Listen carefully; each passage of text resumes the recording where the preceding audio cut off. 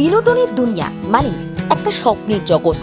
সাধারণ মানুষ যে জগৎটাকে কল্পনার মধ্যে রাখেন, যেটাকে নিয়ে অনেক ভাবনা চিন্তা হয়, যেটাকে নিয়ে গসিপ হয়, যেটাকে নিয়ে আলোচনা হয়, যেটাকে নিয়ে জল্পনা হয়, যেটাকে নিয়ে রটনা হয়, সেই বিনোদন জগতের হাল হাকিকত আমরা সত্যি সত্যি কতটা জানি?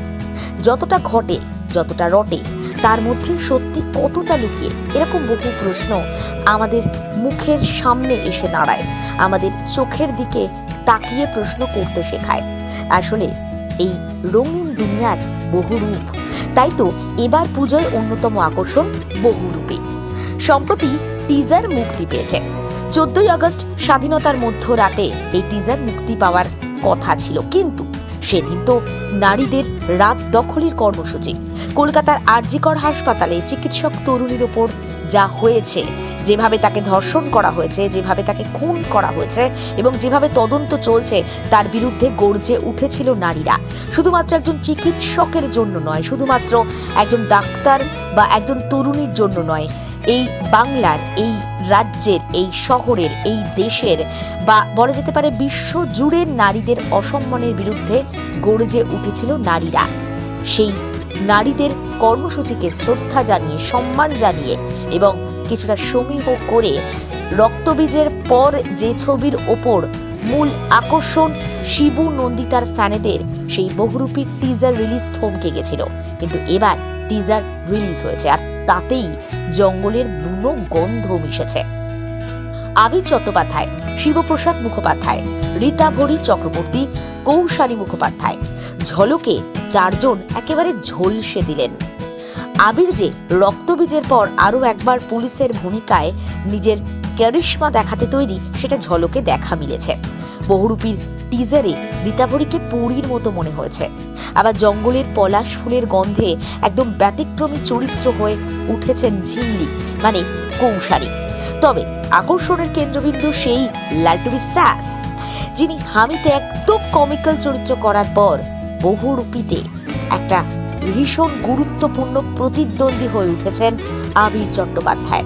একদিকে অভিনয়, অন্যদিকে পরিচালনা, দুটো দক্ষ হাতে সামলেছেন টলিউডের শিবু। শিবপ্রসাদ নন্দিতার বহুরূপী মুক্তি পাচ্ছে এবার পুজোয়। টিজার থেকেই বাড়ছে প্রত্যাশা। আরও একটা মাস্টার স্ট্রোক এবারের পুজোয় দিতে চলেছেন বাঙালির ইমোশন সব থেকে বেশি করে বোঝা, বহুল প্রশংসিত এই পরিচালক দ্বয় জুটি। এখন সিনেমার কবে রিলিজ ডেট সেটা জানা যায়নি, তবে খুব শিগগিরই ট্রেলার মুক্তি পাবে এবং গান প্রকাশ্যে আসবে বলে উইন্ডোজ প্রোডাকশন হাউসের তরফে জানানো হয়েছে। সাম্প্রতিক সময় দাঁড়িয়ে মানে অন্তত অগস্ট মাস জুড়ে যদি বিনোদন জগতের কথা বলতে হয়, তাহলে দেখবেন বারবার খবরের শিরোনামে উঠে এসেছে আরজিকর কাণ্ড। কারণ এই একটা জিনিস বা এই একটা ঘটনা, এই একটা ইস্যু, এই একটা কাণ্ড নাড়িয়ে দিয়েছে সকলকে। আর সেই কারণেই গান বাঁধতে হয়েছে অরিজিৎ সিংকে। তিনি জাস্টিসের দাবি করেছেন। জাস্টিসের দাবিতে পথে নেমেছেন বহু শিল্পীরা। বাদ যাননি কেউই, নিজেদের মতো করে প্রতিবাদ জানিয়েছেন, নিজেদের মতো করে দোষীর শাস্তি চেয়েছেন। অনেক ট্রোলিংয়ের শিকার হলেও কিন্তু রাত, দিন, দুপুর, সন্ধে, সকাল বারবার টলি থেকে টেলি, নাট্য জগৎ থেকে রেডিও জগৎ, বিনোদন জগতের সকলকে পথে নেমে প্রতিবাদ করতে দেখা গেছে। তাহলে কি কোথাও গিয়ে বিনোদন জগৎ একটু হলেও অবহেলিত হয়েছে? মানে ব্যবসার দিক থেকে কি বক্স অফিস সংকটে? স্বাধীনতার সপ্তাহে মুক্তি পাওয়া 3টে ছবির কথা বলবো। একটা পদাতিক, একটা বাবলি এবং আর একটা হিন্দি ছবি স্ত্রী 2। প্রথমে পদাতিক আর বাবলির প্রসঙ্গে আসা যাক। পদাতিক সৃজিত মুখোপাধ্যায় পরিচালিত মৃণাল সেনের বায়োপিক। কালজয়ী পরিচালকের নতুন রূপকে সামনে আনা বা তার অদেখা গল্পকে এভাবে বাংলাদেশের অভিনেতা চঞ্চল চৌধুরীর পক্ষে পোট্রে করার কাজটা সহজ ছিল না। শুরু থেকেই চর্চায় ছিল পদাতিক, এবং সবথেকে দুর্ভাগ্যজনক ঘটনা হলো বাংলাদেশের অস্থির সময়ের মধ্যেই পদাতিক এই বাংলায় রিলিজ করে, তাই প্রমোশনে সেভাবে যোগদান করতে পারেননি চঞ্চল চৌধুরী। কিন্তু এক সপ্তাহ কেটে যাওয়ার পর মানে মুক্তির দ্বিতীয় সপ্তাহের শুরুতে বক্স অফিস রিপোর্ট বলছে পদাতিক হাউসফুল। সেই কারণে সগৌরবে দ্বিতীয় সপ্তাহে পা দিয়েছে এই ছবি।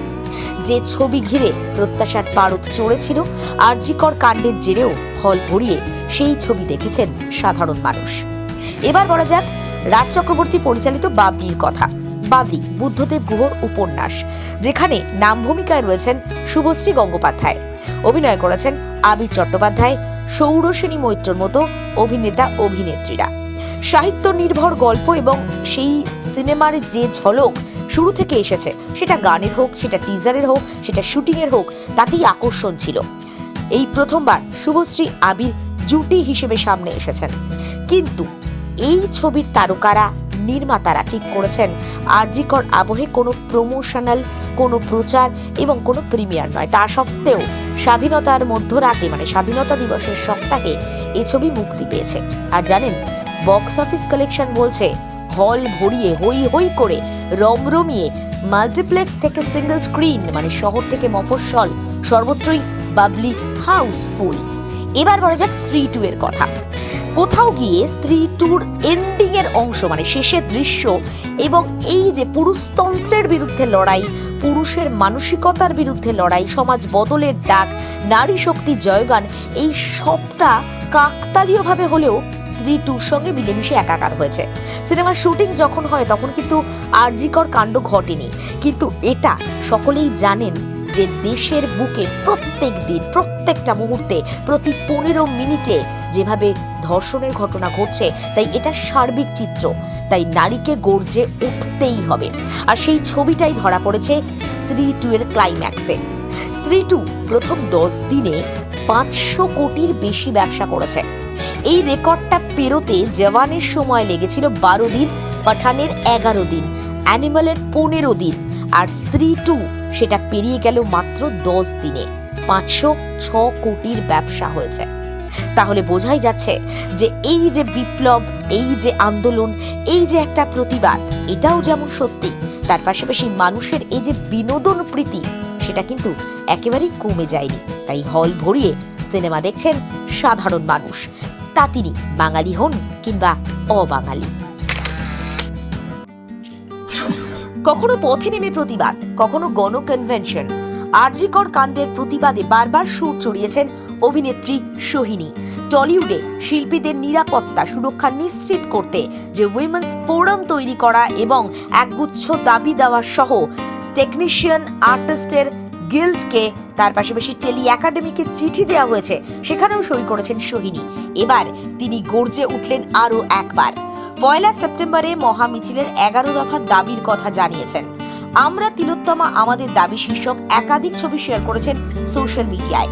এবার শিল্পীর রাজনৈতিক পদে থাকা নিয়ে প্রশ্ন তুললেন সোহিনী সরকার। ফেসবুক লাইভে সোহিনী এক নেটিজেনের প্রশ্নের সূত্র ধরে বলেন, আমার মতে কোনো শিল্পী যে কোনো রাজনৈতিক আদর্শে বিশ্বাস করতেই পারেন, কিন্তু কোনো পদে যেতে পারেন না।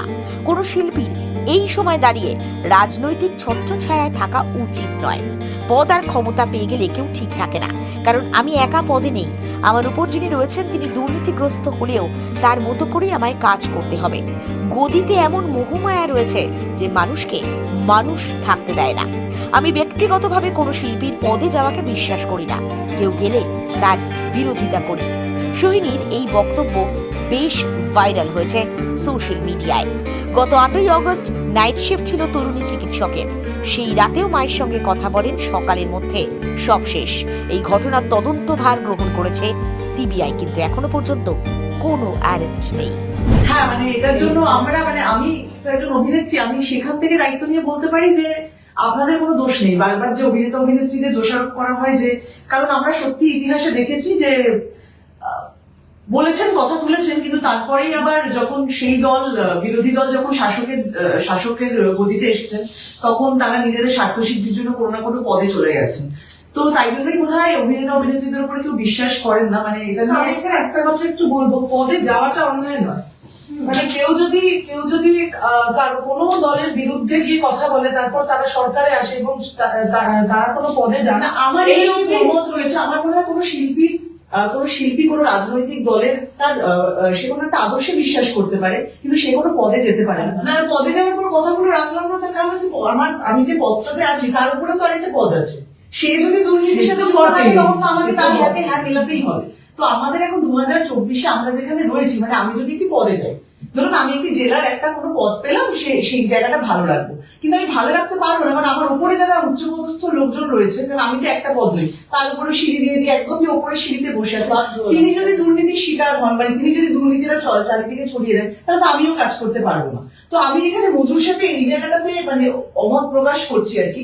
আমার মনে হয় যে কোনো শিল্পী কোনো রাজনৈতিক দলের ছত্রছায়াতে তার থাকা এই মুহূর্তে 2024 আর উচিত নয়, কারণ সে তার নিজের যে ভাষাটা প্রকাশ করবে, সে একটা ছবি ডিরেকশন দিয়ে হোক, সে অভিনয়ের মাধ্যমে হোক, সে একটা পেন্টিং হোক, একটা গান লিখে হোক, কবিতা বলে হোক, তাহলে আমি শাসক দলে, কারণ আমরা দেখেছি যে দলই শাসক দলে হয়েছেন, যে পদটা পেয়েছেন এবং ক্ষমতা পেয়ে যান, তারপরে কেউ আর ঠিক থাকে না, তার আগে সবাই বড় বড় কথা বলে, কিন্তু ক্ষমতা পাওয়ার পর গদির মধ্যে একটা এমন মোহ মায়া আর এমন কিছু রয়েছে যে মানুষকে আর মানুষ থাকতে দেয় না। তাই জন্য আমি নিজে পার্সোনালি কোনো শিল্পী তার নিজস্ব রাজনৈতিক চেতনা বোধ থাকতেই পারে, আমরা না বলি, কিন্তু আলাদা করে আমি কোনো পদে যাওয়াতে বিশ্বাস করি না, এবং কেউ গেলে পরেও আমি সেটার বিরোধিতা করছি। নারী যখন গর্জে উঠেছে, পুরুষ তার পাশে আছে, কিন্তু পুরুষের মানসিকতা বদলাচ্ছে কি? পুরুষ হিসেবেই সওয়াল তুললেন অভিনেতা পরিচালক তথাগত মুখোপাধ্যায়। তিনি নারীদের আন্দোলনে সামিল হয়েছেন, কিন্তু তিনি বলছেন যেখানে আন্দোলন, যেখানে মিছিল, সেখানেই মদ্যপ অবস্থায় কিছু পুরুষ টোনটিটকিরি করছেন মহিলাদের, মানে নারী হেনস্থার বিরুদ্ধে যে মিছিল, সেখানেই নারী হেনস্থা। এটাই প্রমাণ করে দেয় যে এই সমস্যাটা ক্ষমতাসীনের বিরুদ্ধে লড়াই করে, চেয়ার থেকে গদিচ্যুত করার লড়াই করে হবে না, এটা ছেলে মেয়েদের শিক্ষিত করার মাধ্যমে ঘর থেকে শুরু করতে হবে। কিভাবে গর্জে উঠেছেন তথাগত মুখোপাধ্যায়, সেটা এই মুহূর্তে সোশ্যাল মিডিয়ায় বেশ ভাইরাল হয়েছে। এই যে আমাদের মিছিলগুলো হচ্ছে, তাতেও লোকজন মদ্যপ অবস্থায় এসে কিছু পুরুষ অশ্লীলতা করেছে, বহু মহিলারা ফেসবুকে লিখেছেন সেটা নিয়ে। আশ্চর্য এটাই, যেখানে আমরা সোসাইটি হিসেবে কোথাও ফেল করে গেছি, যেখানে প্রতিবাদ মিছিল হচ্ছে নারী নির্যাতনের, সেই প্রতিবাদ মিছিলে আবার নারী নির্যাতন হচ্ছে। তার মানে এটার দায় কোনো মন্ত্রী, কোনো ক্ষমতা, কোনো শাসক এদের নয়, এটার দায় অ্যাজ আ সোসাইটি, আমাদের প্রত্যেকের বাড়ির সমস্যা।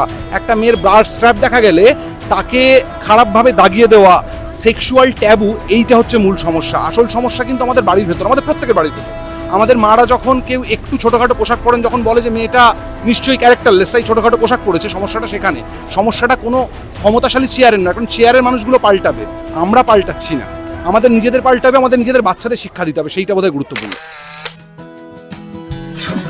আসছে পুজো, পুজোতে বিনোদন জগতে নতুন কি আসছে তা নিয়ে সকলের খোঁজ খবর। এবার পুজোর ছবির ময়দানে নতুন খেলোয়াড়, চালচিত্র, হ্যাঁ টলিপাড়া বেশ কৌতূহলী। এমনিতে সাধারণ মানুষের এখন মন ভালো নেই, এই পরিস্থিতিতে পুজোর ছবির প্রচার করতে অনেকেই ভয় পাচ্ছেন, কিন্তু তার মধ্যেই নতুন ছবির নাম জুড়ে গেল। টলিপাড়ায় ফেডারেশনের সঙ্গে পরিচালক রাহুল মুখোপাধ্যায়ের বিবাদ এখনো টাটকা। এসভিএফ যে ছবিটা প্রযোজনা করছিল, মানে যাতে অনির্বাণ এবং প্রসেনজিৎ ছিলেন, সেই ছবি শুটিং আপাতত বন্ধ। সূত্রের দাবি যেটুকু সময় হাতে রয়েছে তাতে পুজোতে ছবি রিলিজ করা যাবে না, তাই এখনো পর্যন্ত এসভিএফ এর তরফে পুজোতে কোনো ছবি রিলিজ হচ্ছে না বলেই খবর। আচ্ছা, পুজোতে তাহলে কি আসছে? সৃজিত মুখোপাধ্যায়ের টেক্কা, এতে রয়েছে দেব রুক্মিণী, নন্দিতা রায়, শিবপ্রসাদ মুখোপাধ্যায়ের বহুরূপী, যাতে রয়েছেন আবির, রীতাভরি, কৌশানী এবং শিবপ্রসাদ নিজে। পরিচালক পথিকৃৎ বসু নিয়ে আসছেন শাস্ত্রী, যেখানে কাজ করেছেন মিঠুন চক্রবর্তী এবং সোহম চক্রবর্তী। পুজোর মরশুমে এসভিএফ এর ছবি নেই, তার মানে প্রতিযোগিতা অনেকটাই কম, আর তাই পুজোর লড়াইয়ে নতুন ছবি। আজকের এই প্রতিবেদন শেষ করব বাংলা বিনোদন জগতের এক সুখবর দিয়ে। শিবপ্রসাদ মুখোপাধ্যায়, যাকে নিয়ে আজকে অনেকবারই আলোচনা হয়েছে, এবার তিনি রাষ্ট্রপতির চিঠি পেয়েছেন। হ্যাঁ, ভারতীয় ছবির দুনিয়ায় তার অবদানের স্বীকৃতি স্বরূপ এবার ঠিক সিনেমার মতো পরিচালক বাস্তবে পেয়ে গেলেন রাষ্ট্রপতির চিঠি। মোটা সোনালী কাগজ দিয়ে তৈরি বাক্স, ভেতরে লাল শালুর টুকরো, তাতে যত্নে রাখা রাষ্ট্রপতির চিঠি। এভাবেই ডাক বিভাগের কর্মী নিমন্ত্রণ পত্র পৌঁছে দিয়েছেন শিবপ্রসাদের কাছে। নন্দিতা রায়, শিবপ্রসাদ পরিচালিত রক্তবীজ ছবিতে নায়ক আবির চট্টোপাধ্যায় রাষ্ট্রপতির চিঠি পেয়েছিলেন। এবার পরিচালক নিজেই চিঠি পেলেন এবং সেই চিঠি নিয়েই কিন্তু তিনি বেশ উচ্ছ্বসিত। ডাক বিভাগের কর্মী সেই চিঠি বয়ে এনেছিলেন উইন্ডোজ প্রযোজনা সংস্থার অফিসে। তবে বলাই বাহুল্য, এই চিঠিটা ছিল স্বাধীনতা দিবসের অনুষ্ঠানের আমন্ত্রণপত্র। স্বাধীনতা দিবস তো চলে গেছে, কিন্তু চিঠি পেয়ে বেজায় খুশি শিবপ্রসাদ। অন্তত স্বীকৃতি তো পেয়েছেন। বিনোজগতের আরো অনেক খবর আপনার জন্য নিয়ে আসবো আগামীতে, তাই সঙ্গে থাকুন, দেখতে থাকুন।